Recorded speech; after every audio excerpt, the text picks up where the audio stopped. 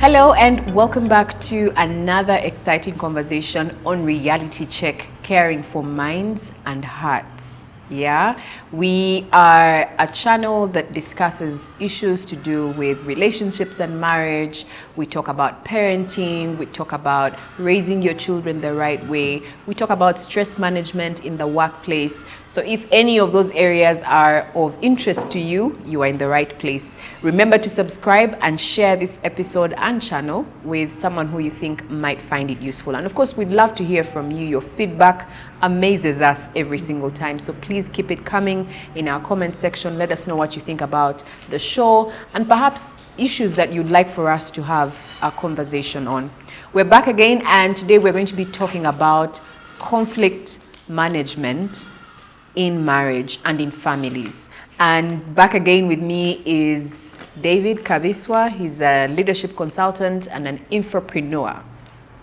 I'll let him explain that in a short while if you're just joining us for the first time. And then, of course, Doctor Evas, who is not new to you. She's a family therapist, a relationship coach, a parenting coach as well. And she also handles stress management, all of that happens in the workplace. So if you are a human resource manager and that's something you want for your staff, you want to get in touch with Dr. Evas. We'll link her contact in our description box. Welcome once again, gentlemen and lady. Thank you. We're talking about crisis management or managing conflict the right way in our homes and in our marriages. And maybe as a way to begin this conversation, I want to ask, what constitutes as conflict in a marriage relationship? I think we should start with you, Evas, this time round. It's only fair. It's only fair. It's only fair. I always feel secure when he starts. Your turn. So do I. Your turn. Okay, so what constitutes conflict? I think it's an issue that doesn't get really resolved. Because you have heard me say that marriage is a problem-solving platform. Got Right? it, yes. Now, people perceive it differently. They actually think it's such a place just one big all the joy. But joy is hidden in the way we manage issues. Wow, say that again. Yeah, our joy is hidden in the under way. the cover of how we manage issues. So if we dodge If them, we we are dodge dodging them, joy. They were dodging joy, real lasting joy. Yeah. Not temporal, superficial excitement. No. So if we are going to have lasting joy, and which is genuine, then we have to manage issues and resolve problems. Yeah, and I imagine that they come in different shapes, sizes, and forms. Of course. So they are the bigger issues. Right. They are the mundane. The ones where you can go 2 days before you resolve. Then the ones that will require a therapist, a third party. There are those where you have to figure it out, the both of you. Yes, Yeah. Interesting that you say that. Apparently, I tell people that in marriage, every issue is big. There's no small issue. Now, whenever we are caught up in that categorization, that's where problems are. Oh, gotcha. Because someone will overlook an issue, and then the other party thinks it's big. very big. Yes. Yeah, so if you say, that small thing, that one is so small. Very interesting. I think I was ever talking to a couple, and the husband, I asked them about their issues. So I said, okay, tell me, you're here.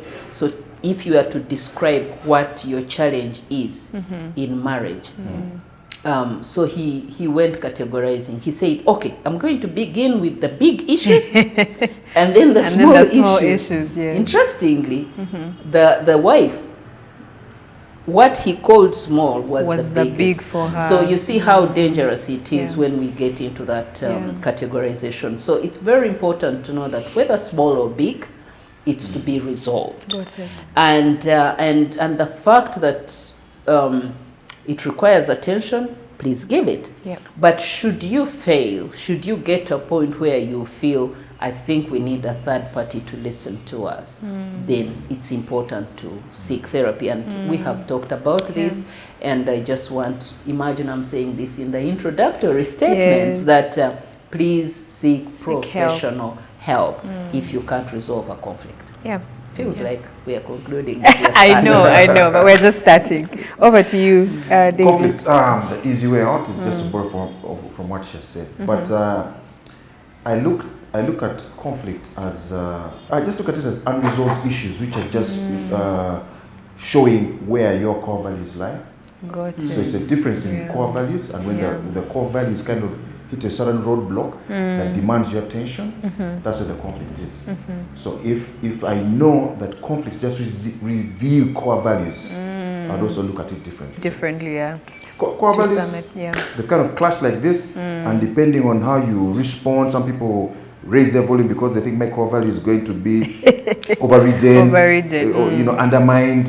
So you come out strong. The body reacts and supports you whichever way, or more than just realization of the value. It brings discomfort to you, and it comes to the fore. Yeah, wonderful. Basically, it's just core values clashing.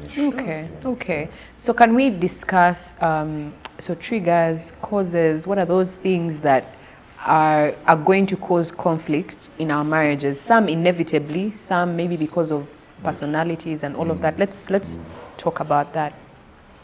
You're looking at me. At you. Yes. So now, David has already mentioned. So the starting point is the difference in core values. Now, you'll have heard me say that when we marry at values level. Got it. That's why I encourage people to go underneath. Just go beyond the skin and say what is this person's belief system? Yeah. What is their personal value system? What is their standard of right and wrong? When we say core values, it's simply me unpack it. It is the standard of right and wrong. Period. Yes. And so now why people conflict is that then that standard gets into conflict. Yes. Because what I say is right, you're calling it wrong. What I say is wrong, you're saying it is right. Yes. That is at that starting point. But also to know that we have a fallen nature. You see, we have a fallen nature, so we cannot perfect it in that, put it into that compartmentalization and assume that we are going to live a perfect life. Because two human beings, we will always fall short. So managing conflict, and I think this is very important for us to emphasize, that there will always be conflict. Because I know people who fear conflict. Yes. And they will work all their lives to prevent avoid conflict. Yes. Yeah. And most of the time it has already happened, and they are still thinking they are preserving peace, which they've already lost. So it's very important for us to know that conflict is normal. It's absolutely normal because we are of a fallen nature, and it's also positive. I'm very sure we're going to talk about how conflict can be positive, can be used to our advantage. Yes. So it happens because of that. So we have a fallen nature, and then of course a difference in values, difference in opinions, difference in perspective, expectations, and the fact that you're working together towards something, you're likely to look at things different. For sure. I'm sure one of you will maybe handle background, personality, and how that upbringing, which we have already discussed in a previous show, is bound to cause conflict in a marriage. But that boils down to our differences. Because I'm a woman, you're a man. That already is recipe for conflict. Yes. You grew up in Kazo somewhere. Me, I grew up in London. That's right. Outside countries.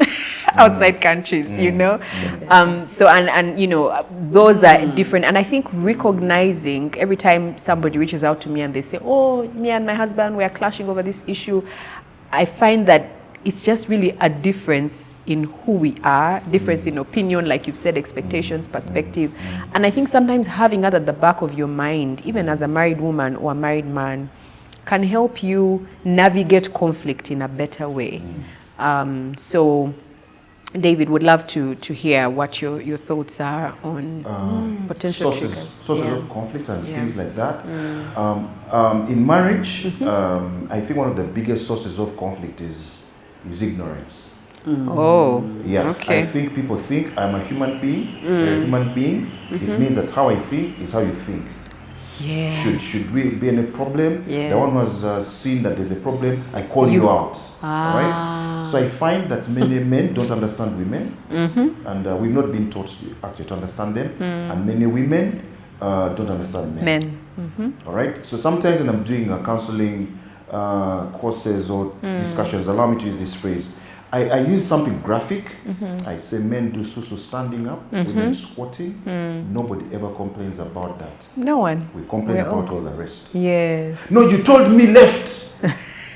But that's not left, that's right. I went left. Yeah. If you know that the female gender could struggle with some of those special things, why is it an issue? Why? All right? Yeah. If you know, like many years ago, a friend of mine was actually kind of divorced, and part of the things were he left his socks on the ground. Oh my. And I thought, if people knew that some of these things could be generic tendencies, if I handle them in that generic manner, then I can put this person's weakness in context. So I think one of the biggest things is actually ignorance. The other is just my way or the highway. All right? There's sometimes I've talked to people and they talk about these conflicts, and one time I told guys, you're fighting because you've got the energy.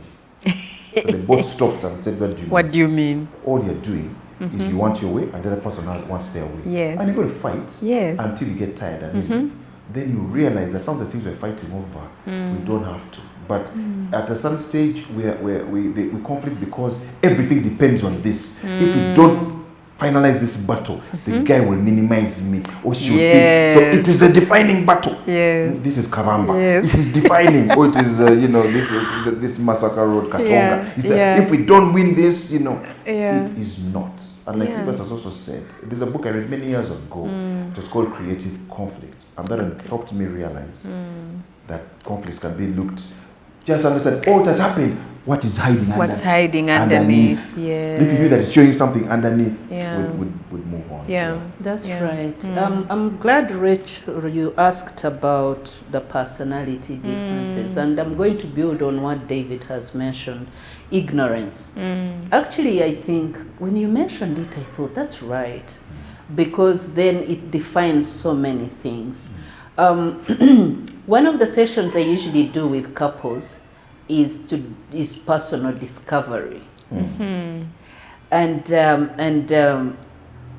it turns out that most of us don't even know ourselves. We don't. So, and when we don't know ourselves, we tend to give ourselves an inflated value of. Of self. You know me, I'm this. And then you use yourself as a standard, as the measure for the other person. Now, the thing is, let me talk relational science. Relational science actually advises that we get attracted to people who are different from us. But we spend our entire life trying to rework the other person to be like me, so that I can be happy. Now that's, but you haven't taken time to discover the other person. That's if you even try to discover yourself. So people don't know what is great about them. They don't know about their areas of weakness. Now, of course, these will inform how you view the world, how you relate with the world, how you interact with people, what perceptions you have of people. Plus, we have all, the world giving us all the other inputs. Now, personality. Personalities are different, and we are going to run a whole session on personality differences, because I really believe, and that's why I do that session, discovering your partner, and people realize, hey, this person is different, but actually they are also normal, because that's the whole idea. Now, when you don't know that the other person is different from you, sometimes, by the way, we know they are different, but we think they are abnormal. Yeah. Because they don't do things the way they don't do things the way we do. They don't think the way we think. It's totally different, you know. And so when you do that personality assessment, and we use it for relationships, very interesting. I've seen people, every time I'm going to run that assessment, I ask someone, did you ever do a personality assessment? Turns out they actually do them in the workplace. But they don't bring it, they don't transfer that. So we are different. We are different. Very quickly, there are people who, there's a personality type that is relationship focused. Yes. All their energy is, how can we make sure this relationship is not. So those they come from what we call the fun world. We have another personality type which is detail oriented, and they are very critical thinkers. They are very analytical. So now that, just imagine a fun and analytical, they are different, and that's how they get. Because we always look for what we don't have in a person, with the science of attraction. Now we have others who are control based. They are looking for what to control, and they are achievement focused. Yes. Right? Then they marry a fun person to balance them. But now they are trying to rework the fun person to be achievement focused. That's where conflicts come from. Then we have those who are peace-oriented. They come into this world looking for peace at any cost. Then you're telling them, come achieve. That's different. Now, that's how we all naturally, those are our natural inclinations. We are different. But now, remember, every person has strength and weaknesses. Now, instead of benefiting and tapping into the differences, the beauty of diversity, we conflict. Yes. The second thing, so I'm sure we'll have a whole conversation about this, and I believe it is foundational to it's needed, yes. So we'll discuss it. So I was just throwing it in to explain. But then the second thing from my experience is the templates we carry in marriages. And again, we also don't have all the time to talk about this now, but I just wanted to mention very quickly the templates. Templates we carry in marriages, which become a big source of conflict. So sometimes it is my template, I'm the template. Or any other template. So men are supposed to be like this, according to what? A certain template. My dad, yes. My dad was not like that. Oh, I meet that all the time. And I always ask, especially ladies, I ask them, so your dad is your template of a good husband. But do you think you knew your dad more as a dad or as a husband? Yes. You see that? Yes. But now this husband of theirs has suffered at the hands of be like my dad. So we carry a template and then bring and try to fit this person in, and they can't fit in. And so, and it could be another template, my pastor, my bishop, you know, all those things. And I think that's dangerous. Of course, it's the same with men. Men have carried templates of their moms and grandmoms. And so they've tried to fit their wives on those templates. It's very dangerous. And sometimes, by the way, the other thing I always ask, that template, when did you get to know it? Because we all go through a process of life improvement. So probably what you're seeing is a product of a long process of life improvement. So when you've seen mommy do certain things, probably they did a course in catering, or and now they're a good cook. But the years before that, they also struggled. And you're putting your partner on pressure. from day one, be like my mother. Yes. Why don't you be like my mother? Why? Yes. Now, this person has learned lessons, but are you factoring that in? So I thought I would talk about templates and, of course, low tolerance levels. Yeah. And I think that probably comes from a lack of understanding of ourselves. You know, I can't stand, I can't stand, people shouting, or I can't stand angry people, and you don't understand yourself. You're not bothering to understand the other person. Yeah. It's very, very important. It's been said that relationships need some conflict to be able to thrive. And you said at the beginning that underneath conflict is joy. Yeah. What role does conflict play in marriages? How does it impact our marriages? And I want you to talk about both the positive and the negative, and especially negative if it goes unresolved. Let's just speak to that quickly. Maybe we should start with you, David. Conflicts. Similar to what I said earlier, conflict is actually a decision point. Yes. It is showing you that something is around the corner. Yes. All right? But because the challenge is that many times the word conflict has been synonymous to something negative. So anytime some people not to fear conflict, would not avoid conflict at all costs. They shouldn't. Once you look at conflict as neutral, yes, how you handle it can either go positive or negative. All right? So low tolerance levels, I want somebody to be like me. It's because we think that if somebody is like me, we will go smooth sailing. We'll be well with the world. We'll be basically well with the world. But looking at the positive elements about conflict is that once you know how to handle it, you will grow. Like sometimes when you're teaching people, other areas like even finance, even personal development, you might make a statement like, there is no growth in your comfort zone. Yeah. There is no growth in your comfort zone. So one of the roles that conflict plays is it helps you grow. Got it. All right? There's no child who will learn to walk without falling. All right? Riding a bike, basically the same thing. Okay? But then at a certain stage, you don't expect you to start not using that methodology. Yes. All right? Now you're dating, so you must have many accidents before. No. There are some places where what you've learned here should has be given able you to sufficient information to know how not to repeat that.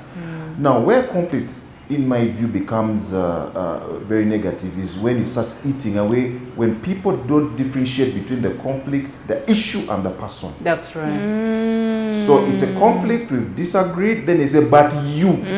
No, it is the thing you do, or I interpret this thing this way. So because many times when people are in conflict zone, they get tense, they don't think straight. So now everything is you, I must attack you, I must win this thing. So I win at all costs, and sometimes the easiest way to win is attack you. If I finish you, I finish you, and the conflict. No, you have not finished that conflict. So it's when conflicts get to that level that they are demeaning, they start affecting people's self-worth, self-esteem, confidence. I start, and I find that in marriage, let me put it this way: women are very believing. So when they start also getting negative feedback from their husbands, because they put them in very high esteem, I've met many people, they start even changing the way they view themselves and ask, but do they say that in the workplace? No, but you see, this is my husband. Because it's such a treasured relationship. It's like the feedback I get from you. It's important. It's important. It's life must altering. Be very informed. So it must be objective. Who says? Yeah. So that's when conflict starts chipping out people's self-worth. You start feeling, dissociate from others. You start getting a negative thing. That's when, in a nutshell, I'd say that's when it begins to affect. Yeah. Because once you get to that level, angry people, only destroyed people destroy others. For sure. So now you start. That's what you start giving out. And I guess the end result is separation, divorce. The thing that we now see, but underneath. Yeah, but that maybe separation. But there's also separation in the same house.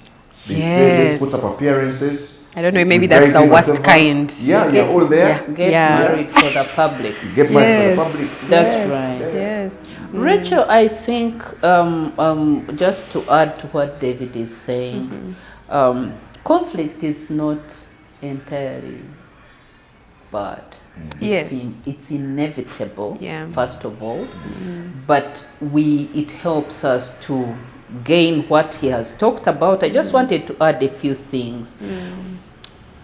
Conflict tests our important skill called emotional control. You see, I've always told people that these are not skills we learn in school. No. Now, when we get out of school after calculating math questions, calculus, trigonometry, and all these things, then we get to the workplace and we have to manage relationships. Yeah. And because conflict is inevitable in any relationship, including intra relationship. Yes. Before even at personal level, you have a conflict yourself. You conflict with your values. And so it's very important. It's a good reminder for us to be able to manage emotions. So emotional regulation, by the way, is tested and sharpened by conflict. Wow. So how do you manage to keep calm? Yes, in a stressful situation. Yeah. How do you manage anger? How do you manage all the other emotions? How do you keep respectful in a heated conversation? So that is very important. So those as an aspect of emotional control is sharpened by conflict. Yeah. Secondly, it also helps us to have what we call uncomfortable conversations. Yes. And those take practice. And those skills are involved. Those are skills that have to be developed. Now, I'll get on record again. Any relationship that doesn't have or handle uncomfortable conversation most likely is seated on a time bomb, right? Because you can't be there. We've never, and I've had people say, we've never conflicted. Be careful, because conflict in any relationship is very inevitable. Yes. Now, how do you handle uncomfortable conversations? Yeah. So if people don't have uncomfortable conversations, most likely one party is suffocated. Yes. Right? Someone is okay, the other one not. Someone is okay because they just assert themselves and push you down, and then you think you have peace, but it's a facade. It's not. Now, so conflict helps us to handle this and say, I think like this, so let's talk. And so your ability to have uncomfortable conversations and articulate your feelings, articulate your thoughts, have your opinions heard, all that ability is achieved through proper management of conflict. Yes. That's very important. But also conflict is important for growth. Yes. Because it helps people to solve problems. Do you know that you can be married, celebrate silver jubilee, golden jubilee, but you cannot solve a problem? It's possible. Every time you cover up. Something comes up, cover up. It. And if you are a Christian, you pray about it. Which there's nothing wrong with it, but you need to be able to balance it to the Lord. Yes. But let me emphasize that our growth, ability to grow cognitively, socially, your ability to solve problems, that's emotional intelligence. Yes. And so if you don't conflict, you can't solve problems. No, now you conflict brings problems on the surface and it's saying solve me. Right? Yeah. So now your ability to manage that is going to make you grow. And remember, every problem you solve successfully, most of the time you don't go back to it. This is true. Yes. You probably even won't remember, especially in marriage. The other day I was talking to my husband and we're like, sometimes I don't remember the things we fought about. Do you understand? Yeah, because we went through the process of having those difficult conversations. We came out on the other side. Yes. Now we are okay. you realize that it didn't even really matter back then. And so you're able to now gain that skill and move on and grow as a couple. Now, lastly, for now, because these four are important to me. Boundary opening. Opening boundaries in relationships. Every relationship is governed by boundaries. Yes. Anytime relationship boundaries are not clear, then it is a problem. So most of the time, conflict helps us to say, this I will not take it. You can't talk to me like this. I don't like it when you do this. That's good conflict management. So conflict should not be perceived as something negative. These are very, very important skills for relationship success. And so when conflict comes, you just have to receive it. You just have to know, yes. And of course, speaking again as a psychologist and relationship coach, every time an individual knows that they have the skills to solve a problem, they don't fear conflict. It's like, bring it on. Let's talk about it. So something can happen and you say, well, I may not talk about it now, but when it is time for me to talk, I will. When I'm in a good place and I feel that I can handle it, then it empowers you. So conflict is positive in so many ways if it is handled well. I want to put you both on the spot. I know these questions are not on our script, but that's okay. I would like for you to share an area where you have grown in your marriages when it comes to conflict resolution, because I don't believe that when you got into marriage you all had the tools.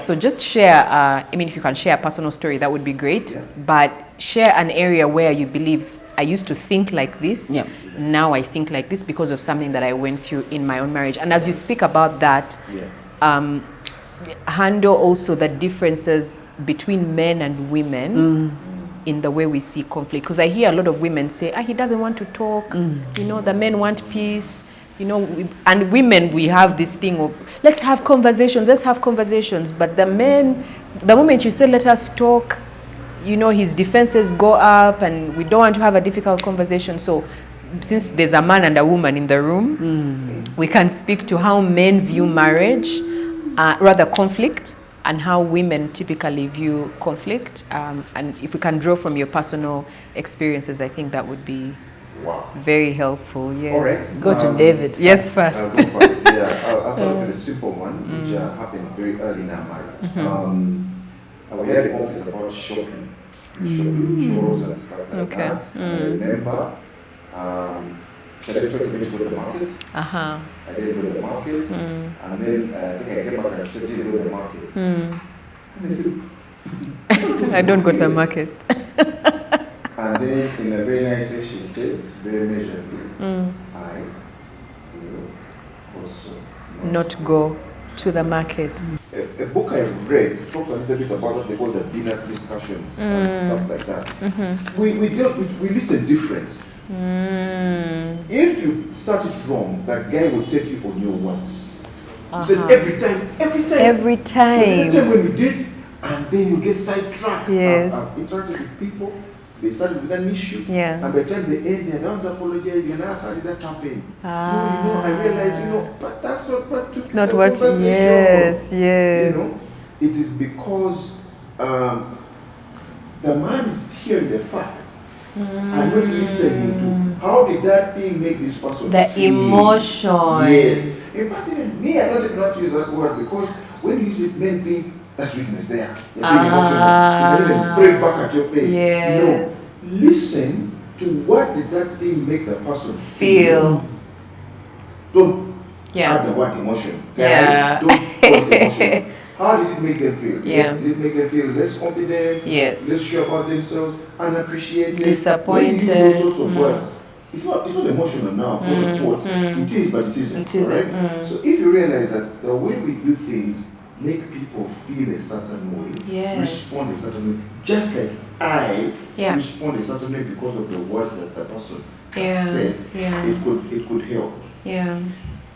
people rubbish it by saying this, get emotional. All right, that's one. Two, if we talked about it, it is over. Because men think we talked about it. So it's done. We had a bad situation. Yeah. We had a kafling. Yeah. It's done. I'm sorry. I had a kafling. Wow. Yeah, you know. Okay. Okay. Then the next time, you may bring it up. I said a sorry. Yes. Not understanding people's healing processes.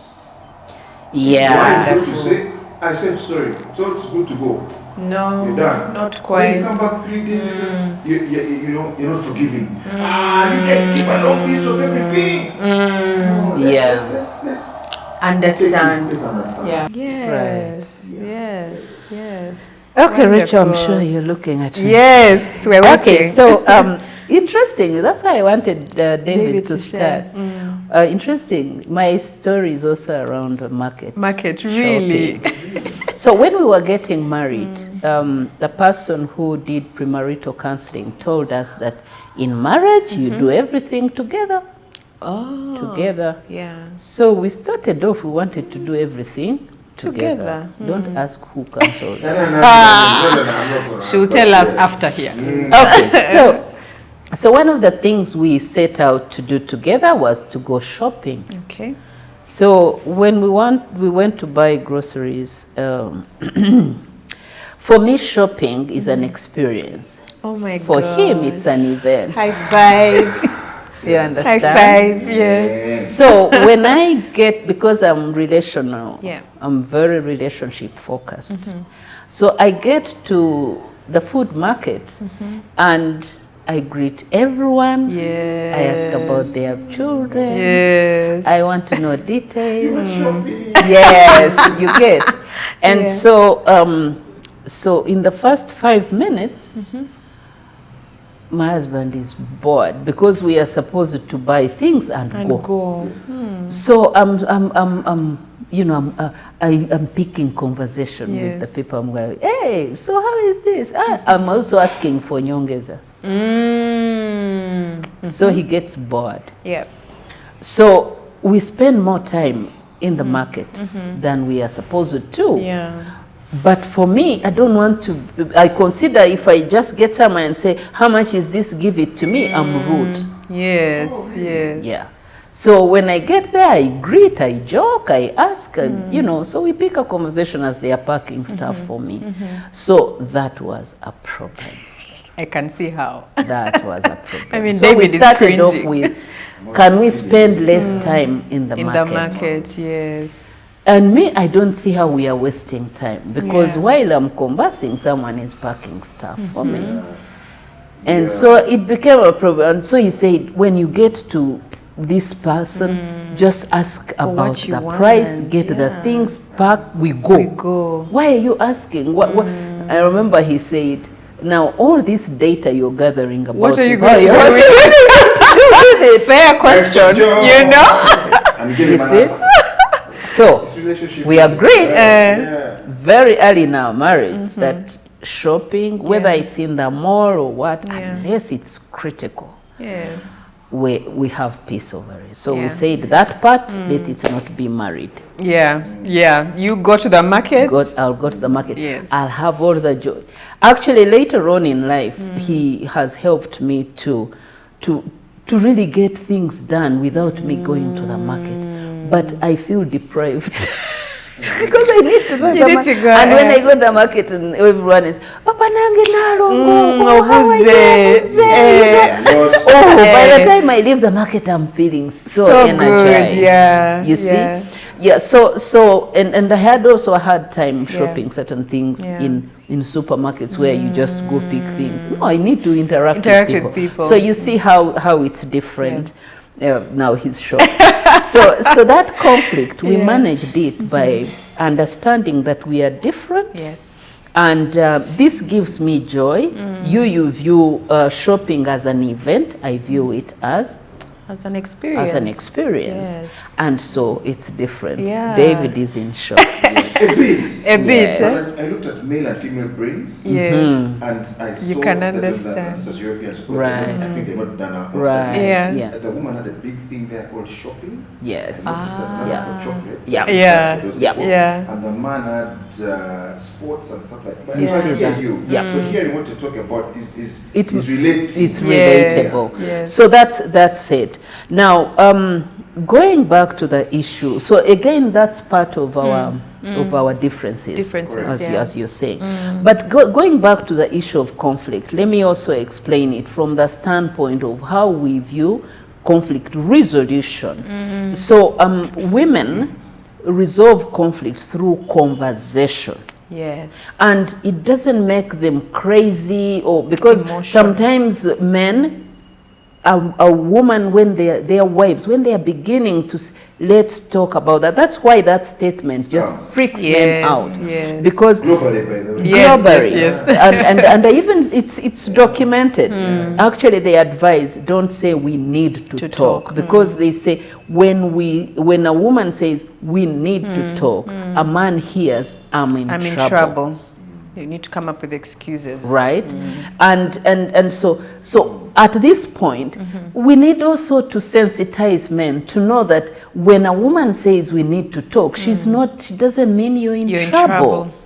Now, I've had challenges with some of the advice that is given. I read a book, I actually have it in my library, and the title is Advice to Women, How to Be Successful Without Threatening Men. And I thought, no, how men need to come up to know that you can live with a successful. Do you understand what I'm saying? Yeah. So I think we just need, going back to the ignorance bit, for men to know that it's okay when your wife says we need to talk. Yeah. Now, let's go to the workplace. What happens when your supervisor says, David, come, we need to discuss this, right?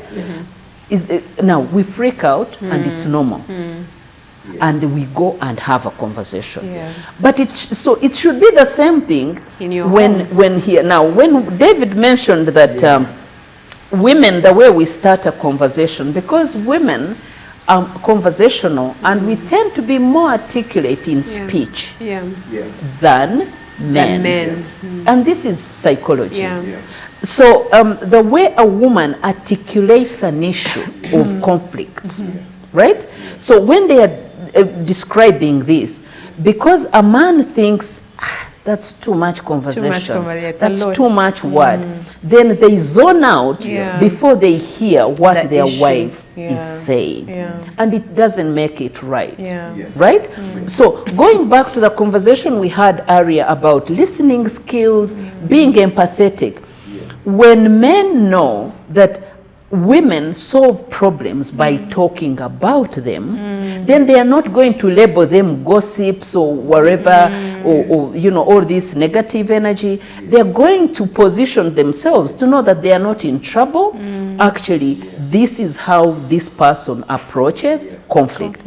Now, again, from the way men view conflict, men tend to approach conflict by shutting down, because they always go to tap into their internal resources, and the first message that goes to them is, where did this come from? Because they tend to be more analytical and logical.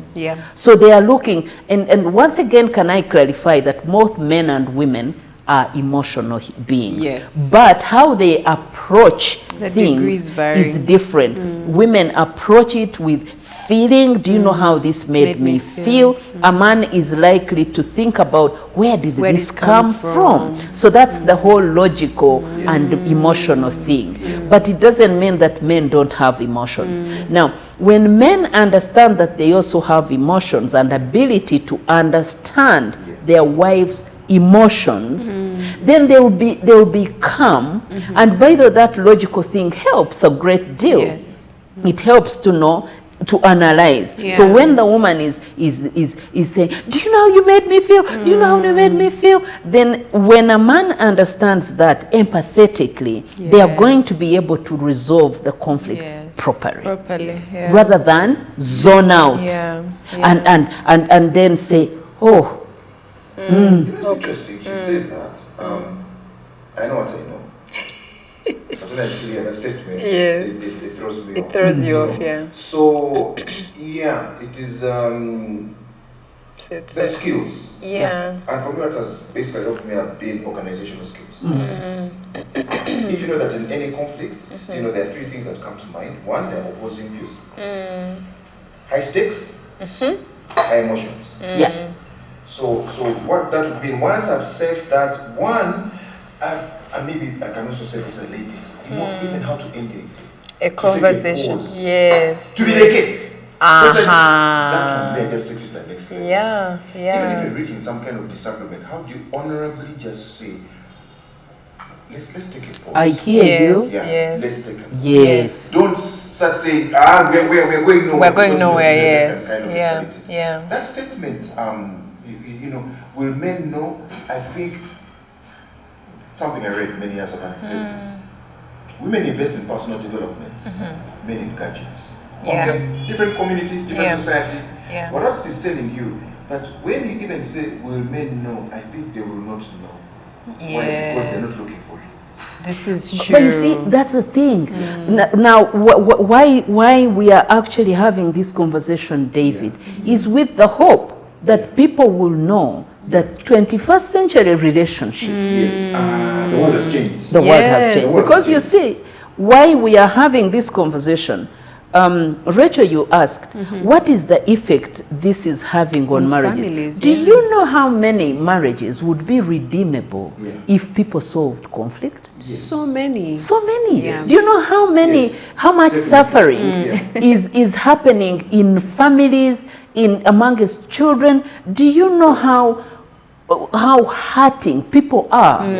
Generations of hurting people just because of one small problem that didn't get resolved properly. And so I think we just need to give it that attention for people to know the stakes. I'm glad you talk about stakes because you see, as we say, every broken marriage except by God's grace is a potential broken generation. This is true. You see that? Yeah. Now, do you hurting children, depression, very hurting adults? Yes, now, eventually. Yeah. And so if we make that kind of perspective, if we give it that importance, people need to know that it's not as small as, you know, someone brought up a conflict, I shut them down, and I moved on, and I moved on. No, it's not as small as that.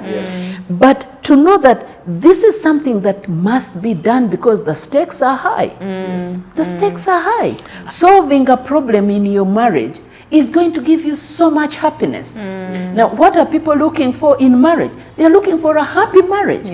But now, how do you have a happy marriage without solving problems? It's impossible. It's impossible. Now, what is happening? Someone has a problem in marriage, abandons it, starts another relationship, hoping that this newness of a relationship is going to give them a better person. Before they realize conflict. Again, they run, they go to another one, or they keep this one and they try different. But you see, everywhere you go, you're going to find conflict. For sure. You see? For sure. So, would we rather help people know and help all of us know that actually any conflict can be resolved. And this is the message I give to my clients. There is no problem in marriage that can't be solved. It's not there. None. And so there's no conflict anywhere that cannot be solved. So you just need to be empathetic, hear people out. You see? Now, I just got reminded of the 3 F's in conflict management, if you want me to talk about them. F number 1 is to fight. So I've had, and of course this has become part of our vocabulary. Oh, me and my husband fought, but it's actually not physical. No, it's not physical. But it's a very definition. I think so. But you see, the fight Let me talk about fight as we know it. That never solves a problem. Yeah. You yell, you fight, and you assure each other, but you haven't solved a problem. So the second F is to freeze. So when you freeze, you haven't solved a problem. Yeah. Yeah. So, and I've had people take joy in me. I just keep quiet. I remember someone saying, my husband and I haven't spoken for 3 months and we are still counting. And so you go into silent treatment, freeze, nothing. Yeah. The third dangerous F is to flee. Yes, just walk away. Walk away, hoping that that problem will be solved somehow. And you've heard those statements. So that's where men mostly have gone to bars, have zoned out into soccer. Not because they love it, but let me just clear my brain. Yes. Let me just so you just watch soccer, but then you remember you have to go home. Now that doesn't solve. So fleeing doesn't solve. And sometimes we flee just mentally. Yeah, zone out. Zone out? Yeah. You are around, but you're around, but you're not around. So that is very dangerous. No, so what are we saying? When there is conflict, understand where it's coming from. Yes. Right? Yes. Pay attention to how someone is feeling. Be empathetic. So how did, what you mentioned earlier, how did this thing I did or what was done, how did it make the other person feel? Yeah. People are conflicting over money. Yeah. You see? And so how do I humble myself to understand where someone is coming from? Yeah. That's very important. Yeah. You see, they may not have understood you properly, they may not, and so for you to keep stable, the level of emotional stability required for conflict management is enormous. It is. It is. It is. It is. And if you were to ask Rachel, at the starting point to all conflict management is to be stable. That's it. So I think if we are to help people, and honestly, my burden is people will enjoy relationships. Marriage is a very important relationship, capable of giving us so much energy, so much happiness. Now, our happiness is covered by the way we resolve conflict. Yes. I mean, if you have not had anything, just your happiness is underneath the way you manage conflict, and I hope that we've given you a few tools here and there. Let's fight clean, let's be respectful, let's find the right time. Don't introduce your conversation, just start speaking as long as the timing is right. We're talking about high stakes, and I feel like we are living in a generation where people feel like they have options. So I don't need to work hard in this marriage. Yeah, you piss me off, there are 15 other girls who are waiting for my attention, you know, and it's sad, it sucks, and I feel like let's aim to have this happiness and joy that we are talking about. They in don't our know marriage. that the other 15 also you you have also have conflict. This is true. You know some people, the music? Yeah. There's a certain song, Silwana. Oh, really? There's a song, Silwana. It's a famous female artist. Really? They say, cheating, and I'm cheating. Mama, to the delay in the office, I know you're not. Wow. So we need to note that even as we're talking here, there's some of these popular beat songs, popular beats, which are also sending a different message. They are sending a different message. But you know, the most interesting bit is that we never project our relationships. No. We never project life. We think we are going to be young, just do that drama. But where does it end? Where does it end? It ends here. We need to close. Thank you so much for joining us this week. Share this episode with a friend, and share the link of our channel with someone who might find this helpful in some shape or form. We'll be back next week with another conversation, so keep it at Reality Check, and we'll see you next time. Bye.